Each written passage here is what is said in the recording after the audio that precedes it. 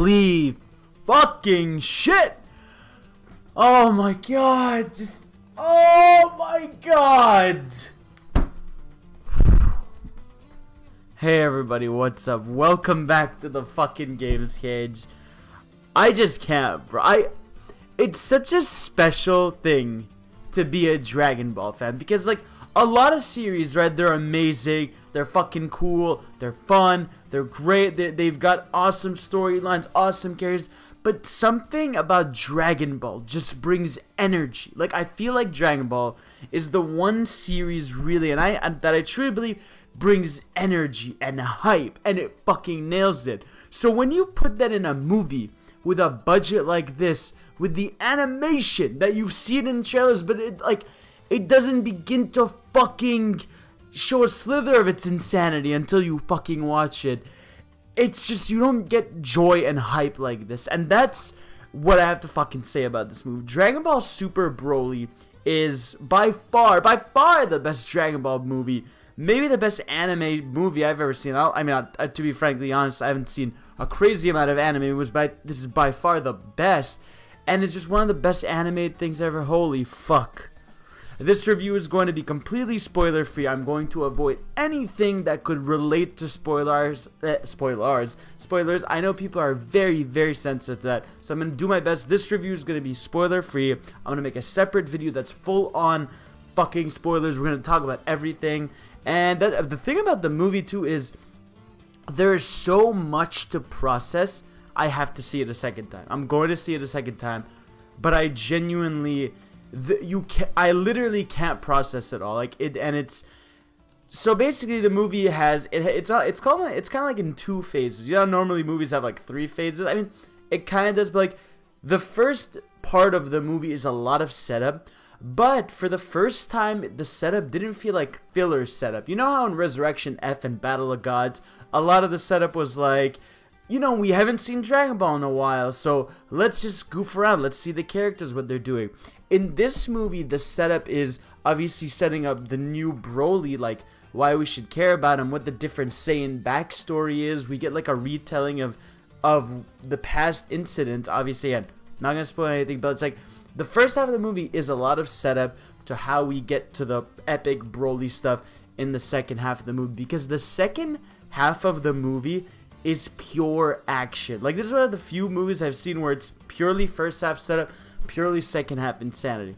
Now, obviously, because it's an anime movie, it's not like Avengers where it can be 2.5 hours. It's like an hour and 40 minutes. So, it was fucking nuts. Like, I think what I adored about it the most was it took time to actually tell a cohesive story. It actually was really funny too. That was another shocking element about the movie, is that I was in a theater with a bunch of Dragon Ball fans, and it was laughter because they nailed certain comedy stuff that we knew we'd laugh at. It really showed you that obviously, like, we care about these characters, and to treat them right like this by having a mix of comedy and heart and laughter and epicness, you can feel Toriyama's influence over this, because a lot of times Toriyama isn't involved with the movie productions, but you can see his comedy and his flavor of dialogue and love for these characters is everywhere here, and I just really appreciated that. They didn't try to stuff too many characters in, like some characters that you'd think would be obviously in there aren't in there at all, so it really is focused on characters that are needed to be there for the plot. They're not just shoving things for just fan service. I really did appreciate that it stayed focused. Every scene was important. Every scene that wasn't important was really funny. They introduced new characters. There's this girl called fucking Chile. I fucking love her. She's new best girl, new best Dragon Ball girl. Up there for sure. I want her in everything. I mean, she doesn't really fight, but I want her in everything either way.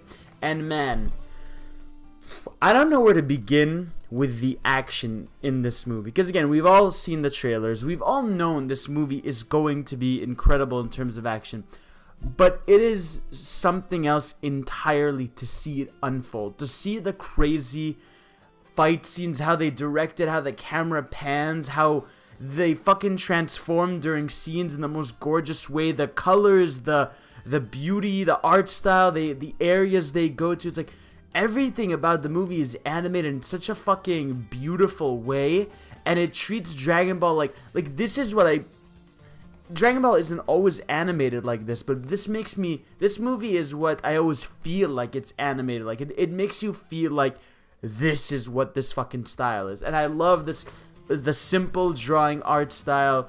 Voice acting obviously was fantastic. Again, Broly was fucking awesome. I really don't want to spoil anything in this review, but rest assured you will come out of this movie loving Broly. If you're a Vegeta fan, you get your fucking joy. If you're a Goku fan, you get hype. There's other characters in there. Characters that are in the movie get their hype. Even Frieza's in there. Frieza's a fucking idiot. I'll fucking say that right there. But I love Frieza for weird. Again, that's a whole thing. We'll get into that. But it's like everything about this movie, from hype to heart to comedy to fun to the Dragon Ball feeling. You are treated so fucking well. And I think actually what I really loved about it is this. When I was watching this, I have like a friend or two that don't really know much about Dragon Ball.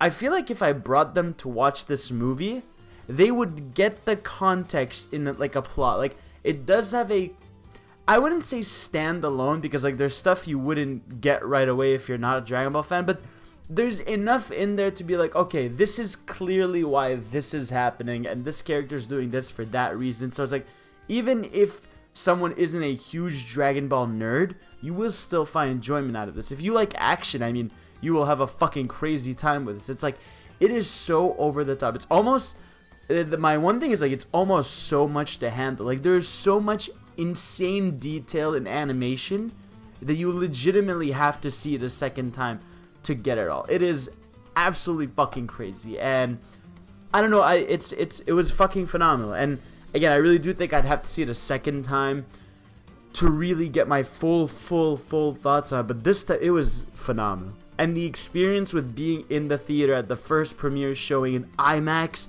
with a bunch of Dragon Ball fans, there was nothing like it. People screaming, people getting hyped. It was something else. But you need to see this. If you're a Dragon Ball fan, you need to see this. I honestly think if you're an anime fan, you should check this out, especially if you like battle anime. If you have a friend who just wants to see a cool animated movie, they should watch this. Like, it really does have everything. It has a cohesive story. It has heart. It has comedy. It has what you love about Dragon Ball, and that's the most important thing. It's the kind of movie that makes me want to play fighters. It makes me think about why I love the series. It does that, and that's the best compliment you can give anything. This movie is like a 30 out of 10. We're giving the movie a 30 out of 10. So yeah, that's all I got for the spoiler-free review. I'm going to make a spoiler-filled review next, so tune into that. Holy shit, you fucking nailed it, Toriyama. I love Dragon Ball. I love this franchise. Can't wait for the future of it. We'll discuss a lot of that, but yeah, that's all I got. Peace, subscribe, and oh man, holy fuck, holy shit.